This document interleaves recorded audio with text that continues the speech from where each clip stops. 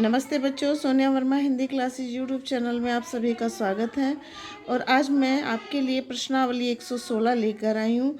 इस प्रश्नावली में मैं आदिकाल से संबंधित मुख्य विवरण आपके साथ साझा करूँगी। आदिकाल से संबंधित यह संपूर्ण विवरण लगभग 2 वीडियो में मैं पूर्ण कर लूँगी, क्योंकि लगभग 60 पॉइंट मेरे पास आदिकाल के संग्रहित हैं। तो चलिए वीडियो को आरंभ करते हैं।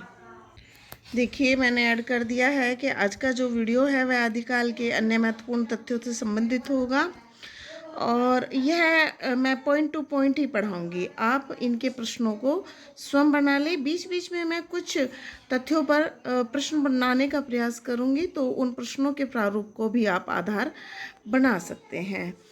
तो ये संपूर्ण सार है एक तरीके से आदिकाल पर आधारित।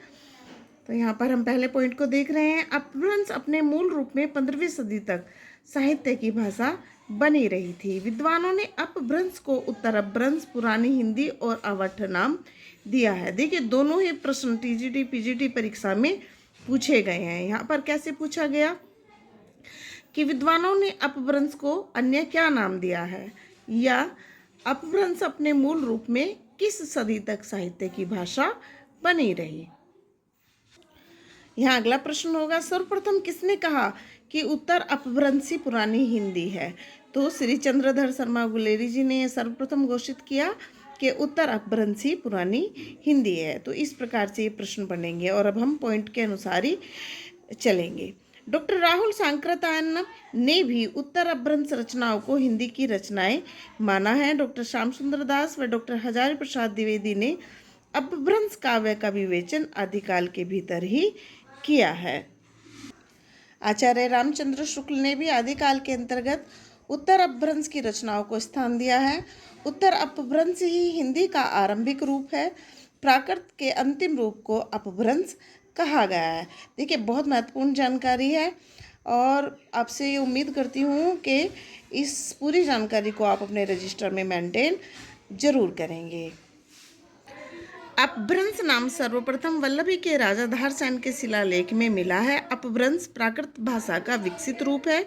आचार्य शुक्ल ने अपभ्रंश का जो रचना काल या रचना आरंभ माना है वह विक्रम की 7वीं सदी से माना है, यानी कि विक्रम की जो 7वीं सदी है उससे अपभ्रंश में रचनाएं होने लगी थी।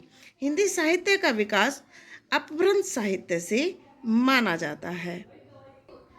अपभ्रंश भाषा का व्याकरण संस्कृत और प्राकृत भाषाओं के आधार पर रचा गया। प्राकृत अपभ्रंश भाषा के आरंभ में अण अक्षर का प्रयोग होता था, यानी कि ये जब भाषा का कोई शब्द हम शुरू करते हैं तो उसमें न, जैसे नमोकार मंत्र है जैन धर्म में, वह प्राकृत या अपभ्रंश का सबसे बेहतरीन उदाहरण है।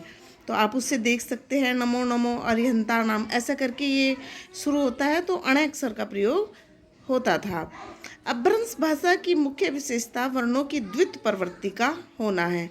देखिए, द्वित प्रवृत्ति, जो बच्चे पढ़े हुए हैं और व्याकरण को जानते हैं तो द्वित वर्ण जो होते हैं उसमें एक ही वर्ण एक आधा होता है और एक पूर्ण होता है। जैसे मैं उदाहरण के तौर पर बिल्ली, दिल्ली, है ना, इस तरीके से इसमें जो दिल्ली शब्द में आधा लय और पूरा लय आया है, ये द्वित वर्ण कहलाते हैं।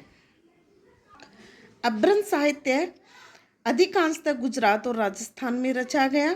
अपभ्रंश के प्रसिद्ध व्याकरणाचार्य हेमचंद्र हुए हैं और हेमचंद कृत शब्दानुशासन में 2 प्रकार की अपभ्रंश भाषाओं, परिनिष्ठित साहित्यिक अपभ्रंश व ग्राम्य अपभ्रंश का उल्लेख मिलता है। यानी कि हेमचंद कृत शब्दानुशासन में 2 प्रकार की अपभ्रंश का जो प्रयोग वो मानते हैं कि ये दोनों परिनिष्ठित साहित्यिक जो कुलीन वर्ग इस्तेमाल करता था और ग्राम्य अपभ्रंश जो आम जनता में बोली जाती थी, उसका उल्लेख उन्होंने अपनी पुस्तक में किया है।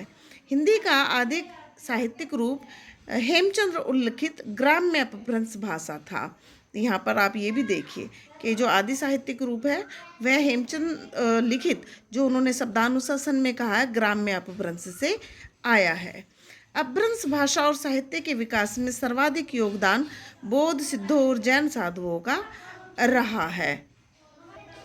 अपभ्रंश से पृथक हुई बोलचाल की भाषा पुरानी हिंदी प्राकृतभाष उत्तर अपभ्रंश व अवट्ट कहलाई। अवट्ट शब्द का सर्वप्रथम प्रयोग विद्यापति व ज्योतिश्वर ठाकुर ने किया। देखिए यहाँ पर दोनों ही विकल्पों को आप ध्यान में रखेंगे, पर सर्वप्रथम किया था ज्योतिश्वर ठाकुर ने ही, इसके पश्चात विद्यापति जी ने अवट्ट शब्द का इस्तेमाल किया था। आचार्य शुक्ल ने पुरानी हिंदी को प्राकृतभाष या अपभ्रंश कहा है। बहुत बार पूछा गया है ये सवाल। और इस वीडियो का अंतिम प्रश्न, आधुनिक भाषाओं का रूप ग्रहण करती है अपभ्रंश अवट्ट कहलाई।